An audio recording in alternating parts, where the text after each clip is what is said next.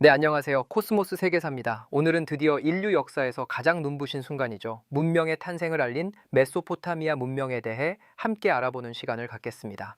우리가 흔히 세계의 주요 고대 문명이라고 하면 보통 네 곳을 꼽곤 하죠. 바로 메소포타미아, 이집트, 인도, 중국 문명입니다. 참 흥미로운 건 이 머나먼 지역들에서 탄생한 문명들이 약속이라도 한 듯 아주 비슷한 과정을 거치며 성장했다는 점인데요. 그 공통점을 하나씩 짚어보겠습니다. 우선 자연 환경을 살펴보면 이들은 모두 북위 20도와 북위 40도 사이의 따뜻한 온대 지역, 그것도 큰 강 유역에 자리를 잡았습니다. 왜 하필 강이었을까요? 바로 강물을 끌어다 농사를 짓는 관계 농업을 하기 위해서였습니다. 이렇게 농사가 잘 되다 보니 먹고 남는 잉여 생산물이 생겨났고 자연스럽게 내 것을 챙기는 사유재산 개념이 생겨났죠. 바로 여기서부터 가진 자와 못 가진 자가 나뉘는 빈부격차와 계급이 나타나기 시작한 겁니다. 이 무렵 인류는 또 하나의 강력한 무기를 얻게 되는데요. 바로 구리와 주석을 섞어 만든 청동입니다. 이 청동 무기가 등장하면서 부족들 사이에 서로를 정복하려는 싸움이 아주 치열해졌고 그 과정에서 사람들이 모여 사는 도시가 만들어졌습니다. 그리고 이 도시들이 덩치를 키워 하나의 나라가 된 것이 바로 도시국가입니다. 도시국가의 지배자들은 밖으로는 적을 막기 위해 높은 성벽을 쌓고 안으로는 자신의 힘을 과시하기 위해 화려한 궁전과 신전을 세웠습니다. 또한 왕에게 바치는 세금이 얼마나 되는지 혹은 상인들이 무엇을 사고 팔았는지를 정확하게 기록하기 위해 문자를 사용하기 시작했죠.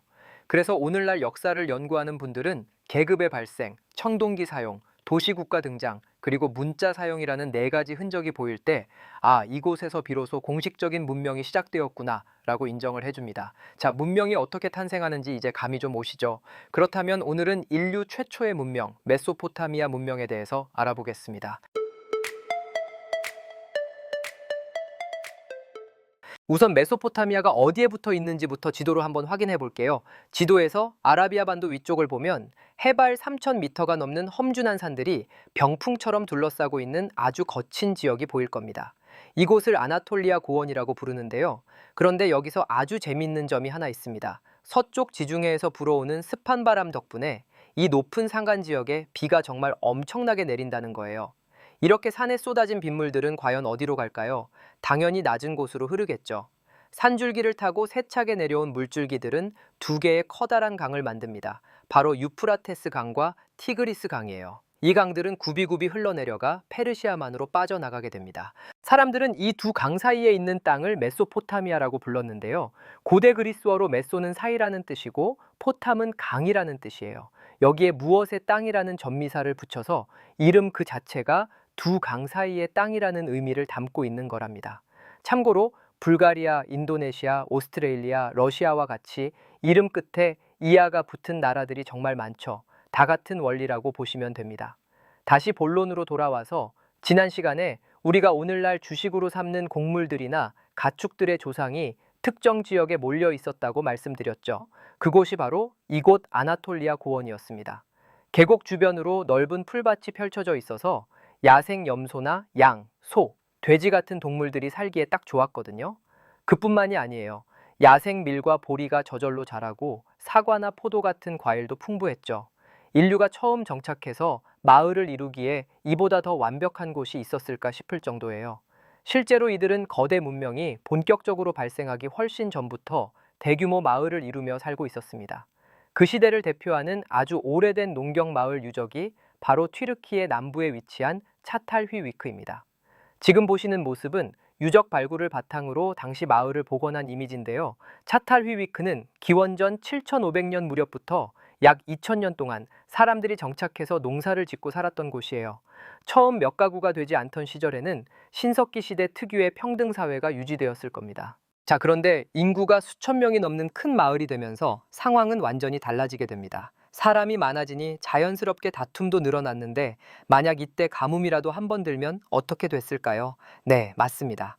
굶어 죽지 않기 위해 이웃 마을의 식량을 빼앗아 오는 전쟁이 빈번하게 일어날 수밖에 없었습니다. 결국 사람들은 살 길을 찾아 이동을 결심합니다. 소중한 씨앗을 챙기고 가축들을 몰고 길을 떠난 거죠. 이때 이들이 선택한 경로 중 하나가 바로 티그리스 강과 유프라테스 강 줄기를 따라 남쪽의 평원지대로 내려가는 것이었습니다. 강 주위에 정착해 살다가 인구가 또 늘어나면 더 좋은 땅을 찾아 남쪽으로 또 남쪽으로 내려가는 과정이 계속해서 반복되었습니다. 이런 흐름을 타고 기원전 6000년쯤에는 강 중류까지, 그리고 마침내 기원전 5500년쯤에는 강 하류까지 도달해 자리를 잡게 됩니다. 자, 여기서 여러분이 알아두셔야 할 흥미로운 사실이 하나 있습니다. 당시 지구의 해수면은 지금보다 훨씬 높았다는 점인데요. 지금의 지도와 비교해보면 페르시아만의 해안선이 육지 안쪽으로 훨씬 더 깊숙이 들어와 있었다는 이야기죠. 지금은 육지인 곳들이 당시에는 출렁이는 바다였거나 강물과 바닷물이 만나는 늪지대였던 셈입니다. 이때 강하류 지역을 수메르라고 불렀고 여기에 사는 사람들을 수메르인이라 불렀습니다. 그런데 우리 수메르인들에게 큰 고민이 생깁니다. 강하류에 정착했는데 또 인구가 늘어난 거예요. 하지만 하류는 습지가 많아서 농사짓기가 아주 까다로웠거든요. 자, 이제 어떻게 할까요? 앞에는 바다가 펼쳐져 있으니 더 이상 물러날 곳도 없습니다. 그렇다고 귀한 내 자식들을 굶겨 죽일 수도 없고, 그래서 수메르인들은 배수의 진을 치고 일생일대의 결단을 내립니다. 땅이 없으면 만들면 되지 라며 삽을 들기 시작한 거죠. 그들은 습지의 물을 빼내고 농사를 짓기 시작했는데 결과는 그야말로 대성공이었습니다. 나중에는 강에서 멀리 떨어진 마른 땅까지 물기를 내는 운하를 파기 시작했습니다. 강물을 원하는 곳으로 끌어다 쓰는 관계 농업을 시작한 거예요. 이게 바로 인류 역사를 통째로 바꾼 관계 농업의 시작입니다. 관계라는 한자를 보면 물댈 관, 물댈 개를 씁니다. 즉, 농사 짓는 데 필요한 물을 인공적으로 끌어와서 농사를 짓는다는 뜻이죠. 그런데 여러분, 이 관계 농업이라는 게 말처럼 쉬운 일이 아닙니다. 강줄기를 틀어서 물길을 만들고 홍수가 나면 둑을 쌓아 막아야 하는데 이걸 혼자서 할 수 있을까요? 절대 안 되죠. 수천, 수만 명이 한마음으로 움직여야 하는 거대한 프로젝트였습니다. 여러분, 여기서 수만 명의 사람을 마치 한 몸처럼 일사불란하게 움직이게 하려면 무엇이 필요했을까요? 맞습니다. 바로 강력한 리더십을 가진 지도자입니다. 당신은 저쪽에서 땅을 파고 당신은 여기 물길을 지키시오 라고 명확하게 명령을 내리고 전체를 조율하는 강력한 지도자가 등장하게 된 것이죠. 이 과정에서 사람들을 다스리는 힘, 즉 통치력이 생겨났고 자연스럽게 지배하는 자와 지배받는 자를 나누는 계급이라는 시스템이 만들어졌습니다. 자, 그렇다면 그 결과는 과연 어땠을까요? 한마디로 정말 대단했습니다. 사람이 직접 물을 관리하고 다스리기 시작하자 농사가 예전과는 비교도 안 될 만큼 잘 되기 시작한 거예요. 식량이 넘쳐나니 당연히 인구도 폭발적으로 늘어났고 마침내 인류 역사상 최초의 도시들이 나타나게 됩니다. 여러분, 혹시 도읍이라는 말을 아시나요? 도읍은 왕이 사는 왕궁과 신을 모시는 신전, 그리고 식량과 물건을 쌓아두는 창고와 식량을 관리하는 관청 같은 시설들이 모여 있는 곳이었죠. 사람들은 이 소중한 곳들을 지키기 위해 주변에 깊은 도랑을 파고 높은 성벽을 쌓기도 했어요. 그런데 사람이 점점 많아지다 보니 물건을 사고 파는 시장이 생겨나기 시작했습니다. 정리하자면 정치의 중심인 도읍과 경제의 중심인 시장이 합쳐져서 지금의 도시가 된 것이죠. 고대의 왕들은 이런 도시를 거점으로 삼아 주변 농촌을 다스렸는데 이런 형태의 나라를 우리는 도시국가라고 부릅니다. 이런 도시국가가 처음 생겨난 곳이 바로 메소포타미아 지역의 남부 수메르 땅입니다. 우르크나 우르, 라가시 같은 이름만 들어도 설레는 인류 최초의 도시국가들이 바로 이곳에서 탄생한 것이죠. 이후 1년 강수량이 200mm도 안 되는 메소포타미아의 척박한 땅을 인간의 지혜와 노동력으로 비옥한 토지로 바꾸면서 여러 도시 국가들이 번성하게 됩니다. 마지막으로 지도 전체를 크게 한번 볼게요. 메소포타미아의 도시들과 원래 비옥했던 지중해 연안을 쭉 연결해 보면 그 모양이 마치 밤하늘에 뜬 초승달 같은 모양이 나옵니다. 그래서 이 지역을 비옥한 초승달 지대라고 부른답니다. 이 비옥한 초승달 지역을 중심으로 수메르 문명이 퍼져나갔고 수많은 도시 국가들이 생겨나면서 인류 역사상 최초의 문명인 메소포타미아 문명이 화려하게 꽃을 피우게 된 것이었죠. 자, 그럼 지금부터 수메르인들이 어떻게 생활했는지 알아봅시다. 당시 수메르인들의 생활상을 아주 생생하게 보여주는 귀한 유물이 하나 있습니다. 바로 기원전 2600년경 수메르의 도시 우루에서 발견된 우루의 깃발입니다. 사실 이름은 깃발이라고 붙여졌지만 실제로 이걸 들고 다니며 흔들었던 건 아니고요. 악기의 울림통이나 보물 상자였을 것으로 추정되는 아주 정교하고 작은 나무 상자예요. 이 상자에는 평화를 그린 면과 전쟁을 그린 면이 나뉘어 있는데요. 그 중에서도 먼저 평화의 판을 통해 당시 수메르인들의 일상적인 생활 모습이 어떠했는지 함께 엿보도록 하겠습니다. 먼저 가장 윗줄을 한번 볼게요. 여기가 바로 수메르의 파티 현장입니다. 여기서 주인공이 누구인지 금방 찾으실 수 있을 거예요. 왼쪽에서 세 번째 앉아있는 사람을 보면 다른 사람들보다 머리 하나가 더 크죠. 이건 위계적 비율이라는 기법인데 내가 제일 잘 나가라는 걸 보여주기 위해 왕을 일부러 제일 크게 그린 겁니다. 지금 왕과 귀족들이 잔을 들고 즐겁게 술을 마시고 있죠. 당시 수메르인들은 보리로 만든 맥주를 즐겨 마셨다고 해요. 게다가 오른쪽 끝을 보면 하프를 켜는 악사와 노래하는 가수가 보입니다. 4600년 전에도 파티에는 라이브 공연이 열렸다는 사실, 재밌죠? 그 아래 가운데 줄은 잔치에 쓰일 식재료와 곡물을 가져오는 장면입니다.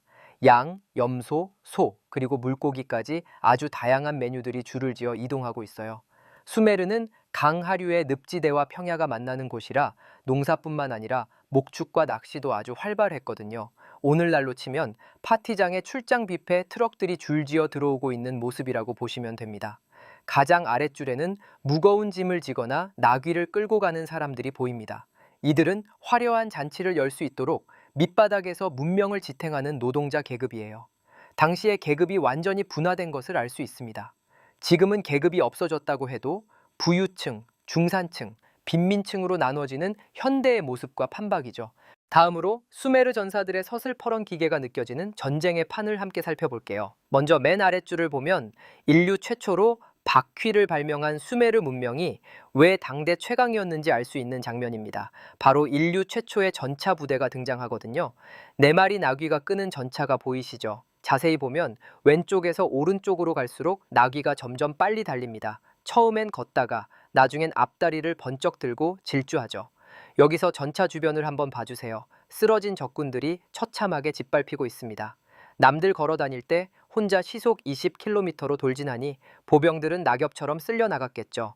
그런데 저 바퀴가 좀 투박해 보이죠. 아직 바퀴살이 발명되기 전이라 통나무를 잘라 만든 통바퀴였습니다. 승차감은 좀 덜컹거렸겠지만 적군을 밟고 지나가는 파괴력 하나는 끝내줬을 겁니다. 이제 가운데 줄로 올라가 볼게요. 여기선 전면전이 끝난 뒤의 상황을 보여줍니다. 왼쪽 군인들을 보세요. 투구를 쓰고 구리 단추가 박힌 두꺼운 가죽 망토를 입고 있죠. 아주 질서정연하게 행진하고 있는 수메르의 정예 보병들입니다. 반면 오른쪽을 보면 옷이 벗겨진 채 포로로 잡혀가는 적군들이 보여요. 승자와 패자의 극명한 대비를 보여주는 수메르식 참교육 현장이라고 할 수 있겠네요. 마지막으로 가장 윗줄은 전쟁에서 이긴 왕이 전리품과 포로를 검사하는 장면입니다. 여기서도 왕은 다른 사람보다 머리 하나가 더 커요. 너무 커서 그림의 테두리를 뚫고 나갈 정도죠. 왕 앞으로 끌려온 포로들은 나중에 도시를 건설하거나 운하를 파는 노동력, 즉 노예가 되었겠죠. 그런데 여러분, 이 우루의 깃발에는 우리가 놓쳐서는 안 될 아주 중요한 비밀이 하나 더 숨어 있습니다. 바로 이 화려한 유물을 만든 재료의 비밀이죠.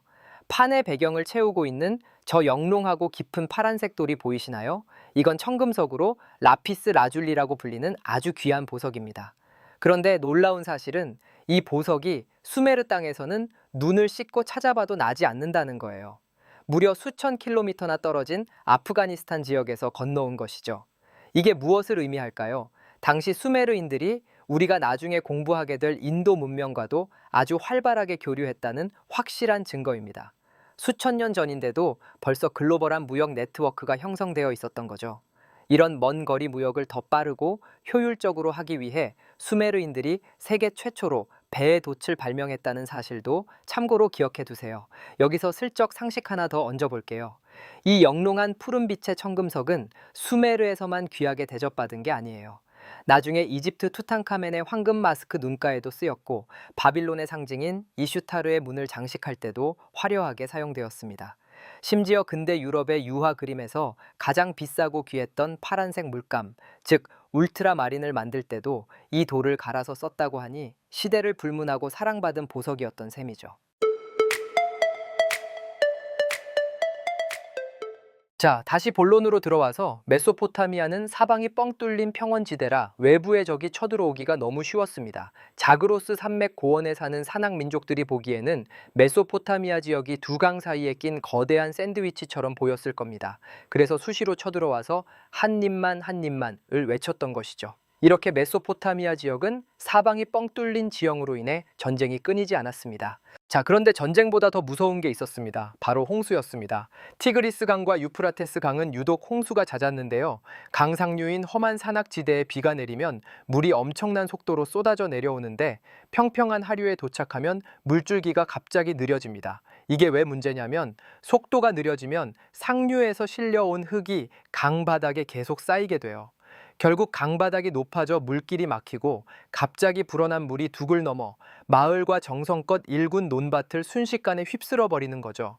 힘들게 만든 논밭이 망가질 때마다 사람들은 깊은 절망에 빠졌답니다. 정말 징글징글한 홍수였습니다. 매년 예측할 수 없이 터지는 홍수, 그리고 사방에서 쳐들어오는 적들과의 끊이지 않는 전쟁. 이 험난한 세상을 살아가던 메소포타미아 사람들이 찾은 최후의 해결책은 과연 무엇이었을까요? 결국 인간의 힘으로 안 되는 일들 앞에서 그들은 초월적인 존재, 즉 신에게 기댈 수밖에 없었습니다. 사람들은 각 도시 한복판에 지구라트라는 거대한 신전을 산처럼 높이 쌓아 올렸어요. 그리고 그 꼭대기에 올라가 변덕스러운 신들에게 제발 우리 좀 살려주세요 라며 간절히 기도를 드렸던 것이죠. 수메르의 신들은 정말 그 종류가 다양했습니다. 우선 3대 주신이라 불리는 하늘의 신 안, 바람과 폭풍의 신 엔릴, 그리고 물과 지혜의 신 엔키가 있었죠. 여기에 사랑과 전쟁의 여신인 이난나도 인기가 정말 많았습니다. 벽돌 만드는 신까지 따로 있었을 정도로 온갖 신을 다 모시고 살았답니다. 그런데 여기서 아주 흥미로운 점이 하나 있어요. 메소포타미아의 신들은 우리가 흔히 생각하는 인자하고 다정한 성격이 아니었다는 겁니다. 특히 수메르 신들 중 엔릴은 가장 무서운 존재였어요. 운명의 판을 쥐고 세상을 다스리는데 인간들이 너무 시끄럽게 군다는 이유만으로 홍수를 일으켜 인류를 싹 쓸어버리려 했던 무시무시한 성격의 소유자였죠. 사실 대부분의 신이 걸핏하면 불같이 화를 내고 질투도 심한 아주 변덕스러운 재앙의 신들이었습니다. 그래서 사람들이 제물을 바치고 기도하는 것도 복을 주세요 라는 대단한 소망보다는 제발 우리에게 해코지 좀 하지 마시고 화 좀 풀어주세요 라며 신의 기분을 달래는 의미가 훨씬 컸답니다. 이런 무서운 신들에게 죽어서 천당 가게 해주세요 라고 빌 수 있었을까요? 수메르 사람들은 그저 당장 오늘 내 가족이 병에 걸리지 않고 올해 농사가 풍년이기를, 그리고 제발 홍수가 나지 않기를 바라는 기도가 전부였습니다. 죽은 뒤의 세계보다는 오직 지금 이 순간, 즉 현세에만 모든 관심을 쏟았던 거예요. 그만큼 하루하루 살아남는 것이 무엇보다 간절했기 때문이겠죠. 자, 여러분, 메소포타미아 사람들의 이런 현실적인 고민이 아주 생생하게 담긴 작품이 하나 있습니다. 바로 인류 최초의 영웅 서사시, 길가메시 서사시예요. 이 이야기의 주인공은 기원전 2800년쯤 실존했던 우루크의 왕 길가메시입니다. 이야기 속에서 그는 반은 신이고 반은 인간인 초인적인 영웅으로 등장하죠. 백수의 왕사자를 마치 집에서 키우는 애완견처럼 다루는 인류 최초의 슈퍼히어로였던 거죠. 그런데 이 양반이 힘이 너무 세다 보니 자기 능력을 과신하며 백성들을 엄청나게 괴롭히는 폭군이었습니다. 참다 못한 사람들이 신들에게 제발 저 왕 좀 말려달라고 간절히 빌었을 정도였죠. 그래서 신들이 보낸 라이벌이 바로 힘센 장사 엔키두였습니다. 두 사람은 만나자마자 피 튀기는 결투를 벌였는데 아무리 싸워도 승부가 나질 않는 거예요. 결국 두 사람은 서로의 실력을 인정하고 세상에 둘도 없는 단짝 친구가 됩니다. 자, 이제 영웅 두 명이 뭉쳤으니 무서울 게 없겠죠. 이들은 함께 세상을 누비며 화려한 모험을 떠납니다. 그러다 결정적인 문제가 터지고 말아요. 우루크로 돌아온 길가메시에게 아름다움의 여신 이슈타르가 반해서 청혼을 한 겁니다. 그런데 길가메시는 당신이랑 결혼하면 끝이 다 안 좋던데 싫어! 라며 아주 대차게 거절해버립니다. 화가 머리끝까지 난 이슈타르는 하늘의 황소를 지상으로 보내 도시를 쑥대밭으로 만들었고 결국 길가메시와 엔키두는 사람들을 지키기 위해 이 황소를 죽이고 맙니다. 문제는 이 황소가 신의 짐승이었다는 거예요. 분노한 신들은 벌로 엔키두의 목숨을 거두어 갑니다. 친구의 죽음을 눈앞에서 지켜본 길가메시는 큰 충격에 빠집니다.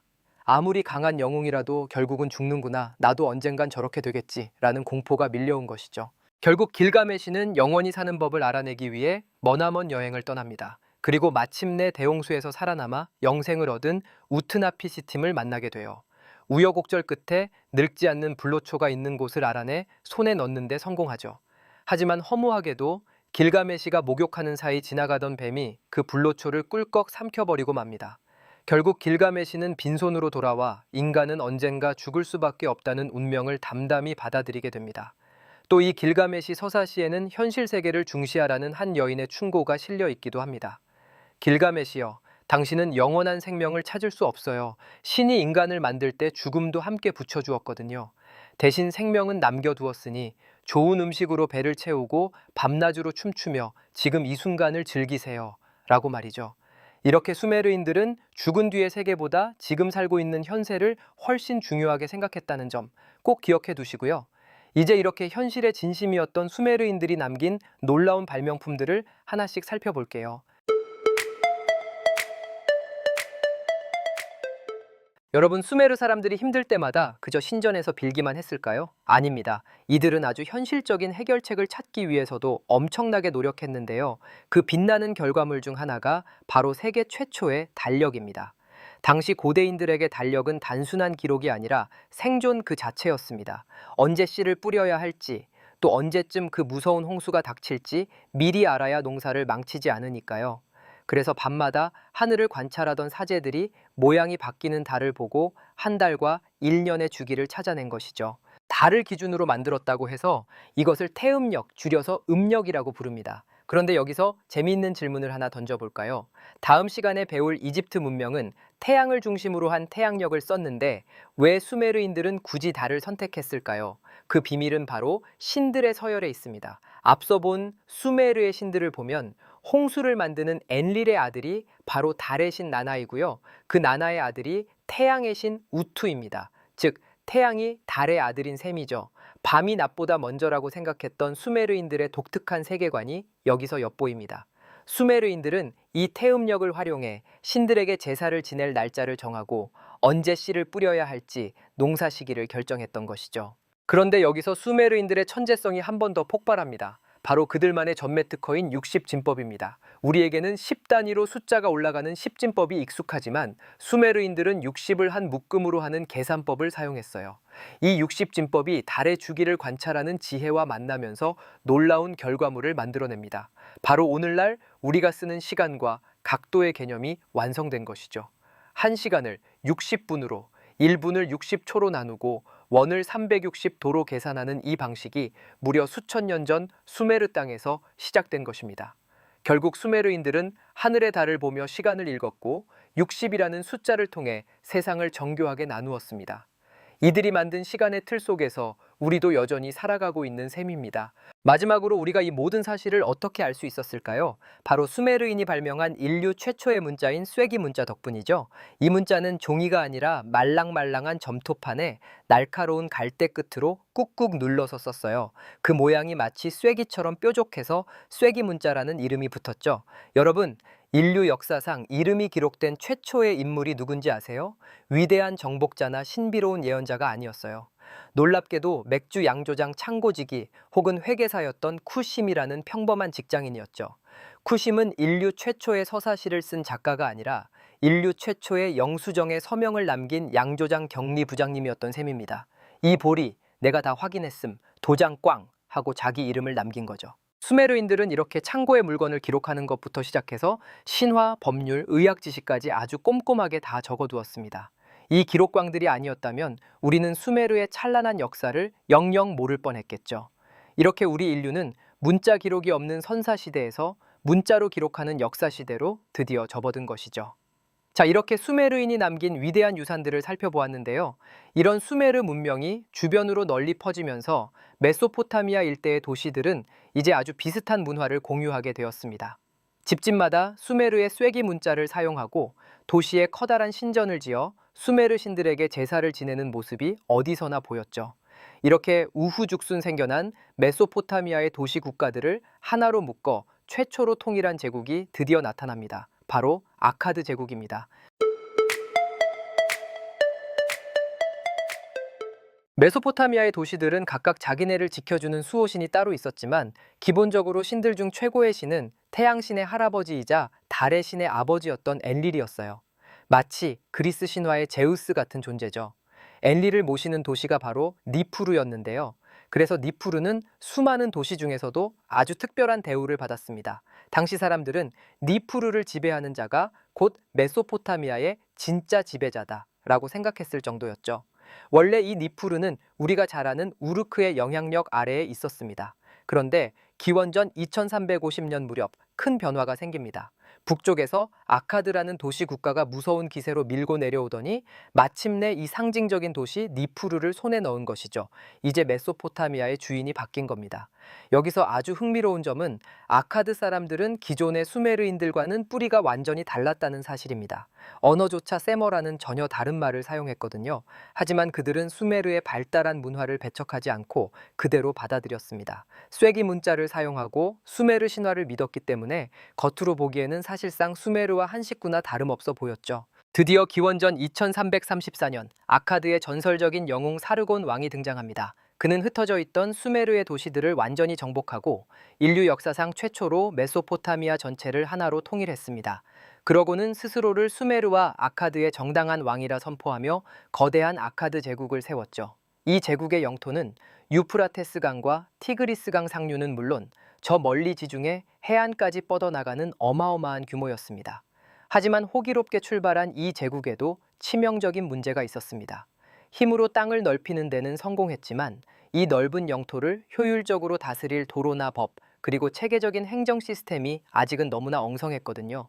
오로지 강력한 군사력으로만 억누르고 있다 보니 군대의 힘이 조금이라도 약해지면 여기저기서 반란이 터져 나오기 일쑤였습니다.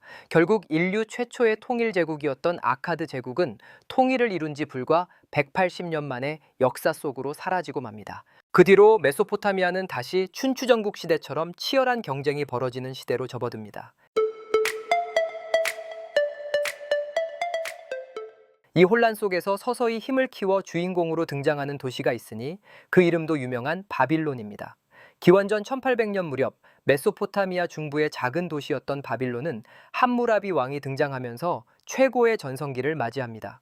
그는 흩어져 있던 도시들을 하나로 묶어 메소포타미아 남부를 통일했는데요. 함무라비 하면 가장 먼저 떠오르는 게 있죠. 바로 함무라비 법전입니다. 많은 분이 이 법전이 인류 최초라고 생각하시지만 사실 그보다 300년 앞선 법전도 있었습니다. 하지만 함무라비 왕이 대단한 이유는 여기저기 흩어져 있던 복잡한 법들을 하나로 정리해 나라 전체에 통하는 표준법을 만들었다는 점이에요. 게다가 누구나 볼 수 있게 광장에 커다란 비석으로 세워두었죠. 여러분, 함무라비 법전 비석 윗부분을 한번 보실까요? 거기 보면 함무라비 왕이 태양신으로부터 통치권을 상징하는 지팡이를 받는 모습이 새겨져 있습니다. 이건 이 법이 단순히 왕의 생각이 아니라 신이 직접 내린 성스러운 것이니 그 누구도 어겨선 안 된다는 아주 강력한 권위를 보여주는 장치였죠. 이 거대한 돌기둥에는 법조항이 아주 빽빽하게 새겨져 있는데요. 그 내용을 하나씩 뜯어보면 당시 사회가 어땠는지 아주 생생하게 엿볼 수 있습니다. 첫 번째, 남을 고발하고도 명확한 증거를 대지 못하면 오히려 고발한 사람을 사형에 처한다고 되어 있습니다. 무고죄를 정말 엄격하게 다스렸다는 걸 알 수 있죠. 또 집이나 땅을 사고 팔 수 있다는 내용이 나오는데요. 이를 통해 당시에 이미 사유재산 제도가 확실하게 자리 잡고 있었다는 점을 확인할 수 있습니다. 조금 무시무시한 조항도 있는데요. 아들이 아버지를 때리면 그 손을 자른다는 법이 기록되어 있습니다. 부모님께 불만이 있어도 꼭 말로만 해결했어야 했습니다. 그리고 그 유명한 보복주의 원칙이 등장합니다. 귀족이 다른 귀족의 눈을 멀게 하면 똑같이 그 눈을 멀게 한다는 거죠. 바로 여기서 눈에는 눈, 이에는 이라는 유명한 말이 탄생하게 된 겁니다. 그런데 198조로 넘어가면 이야기가 조금 달라집니다. 귀족이 평민을 다치게 했을 때는 눈을 뽑는 대신 은화일 미나를 내라고 되어 있거든요.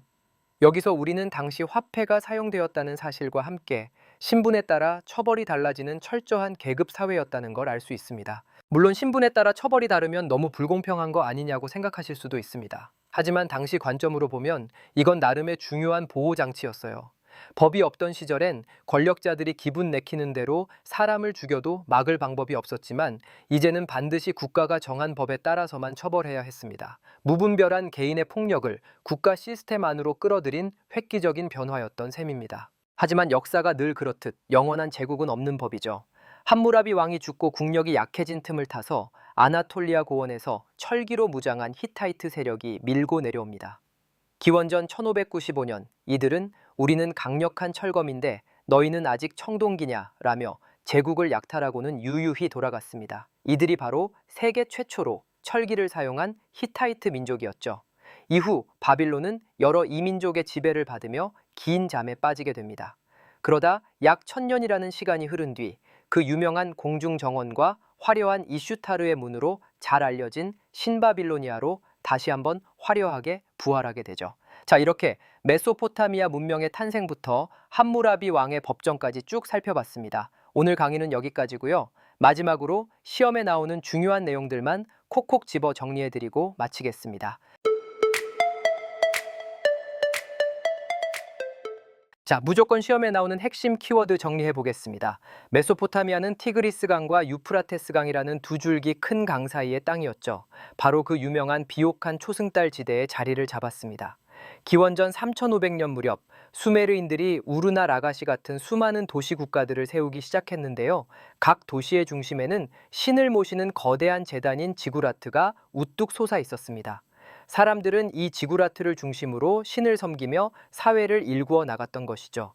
그런데 이곳 사람들은 잦은 홍수와 전쟁을 겪으면서 죽은 뒤의 세계보다는 지금 살고 있는 현재의 삶을 훨씬 중요하게 여겼습니다. 이걸 바로 현세적 세계관이라고 하죠. 이런 메소포타미아인의 현세적 세계관은 인류 최초의 서사시라고 불리는 길가메시 서사시를 통해 잘 알 수 있었습니다. 또한 이들은 진흙판에 뾰족한 도구로 새긴 쐐기 문자를 사용해 기록을 남겼고요. 달의 움직임을 관찰해 만든 태음력을 썼습니다. 특히 오늘날 우리가 시계의 분이나 초, 그리고 원의 각도를 잴 때 사용하는 60진법도 바로 이 메소포타미아에서 시작되었다는 점, 이건 정말 꼭 기억해 두셔야 합니다. 마지막으로 바빌로니아 왕국의 함무라비 왕은 함무라비 법전을 편찬해서 세상의 법과 질서라는 중요한 기준을 세웠습니다.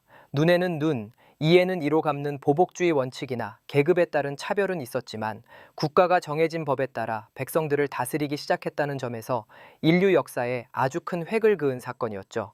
하지만 찬란했던 바빌로니아 왕국도 함무라비 왕이 죽은 뒤에는 철제 무기를 앞세워 침략한 히타이트인에 의해 멸망하고 맙니다. 자, 메소포타미아 문명하면 지구라트, 현세적 세계관, 길가메시 서사시, 쐐기 문자, 태음력, 60진법, 그리고 함무라비 법정까지 이 핵심 키워드들은 머릿속에 꼭 저장해 두세요. 이렇게 해서 오늘 수업 내용을 모두 정리해 봤습니다. 인류 문명의 위대한 첫걸음이었던 메소포타미아의 역사가 여러분 머릿속에 쏙쏙 들어갔기를 바랍니다. 오늘 강의는 여기서 마치고 다음 시간에는 신비로운 이집트 문명에 대해 알아볼게요. 좋아요와 구독 꾹꾹 눌러주시고요. 여러분 정말 수고 많으셨습니다.